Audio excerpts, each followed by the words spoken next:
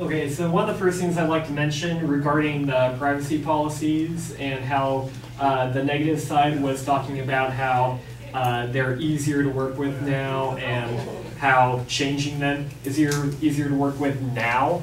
I'd like to point out that both of my arguments, both about Google and Facebook, were from 2014, and the most recent Google was from 2016 when they changed their privacy policy.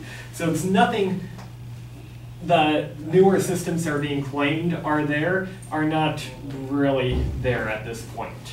I'd like to also touch base on Facebook itself and how their advertising system works with how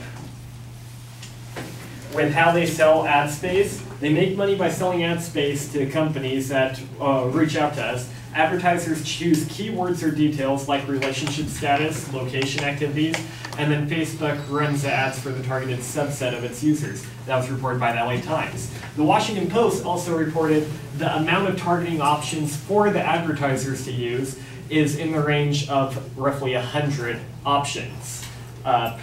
Posted by the Washington Post, some of the options included age, generation, gender, language, education level, field of studies, school, ethnic affinity, income and net worth, home ownership, home value, property size, square footage of home, year was home built, household competition. That's not conclusive, that's only 17 of them. So there's something seriously wrong with that. One of the things I'd like to mention is that even when you are not on Facebook, if you're on a different website like I mentioned before, they can still take data from that even when you are on a different website and you don't give consent to giving third-party data. That includes any page that has a Facebook like button on it. Mostly that will go back and feed back into Facebook. Facebook also uses cookies to track down such data such as time, date, URL, and your IP address of instances of running certain things. So even though you aren't on Facebook where the privacy policy exists, it can still use data from anywhere on your computer of any website you've been to, even though you never gave consent. The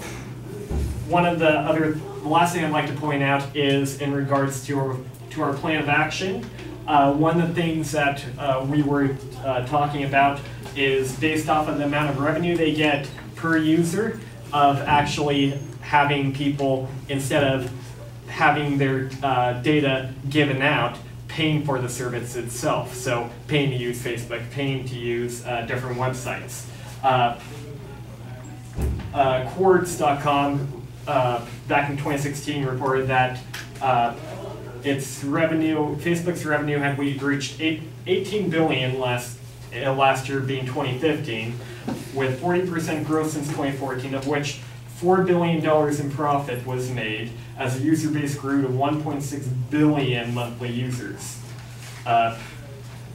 Worldwide, this was also reported by Quartz, the average Facebook user only generated $12 in revenue for the company last year, mostly from advertising, but it was dramatically higher in the US and Canada, where the ad market is more lucrative than other regions.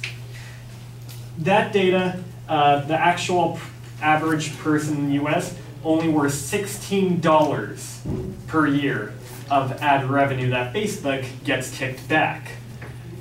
$16 is much less than most subscriptions for other sites. Would people be willing to pay to use the service and not have to deal with ads or their data being leached? That's for you to decide. Thank you.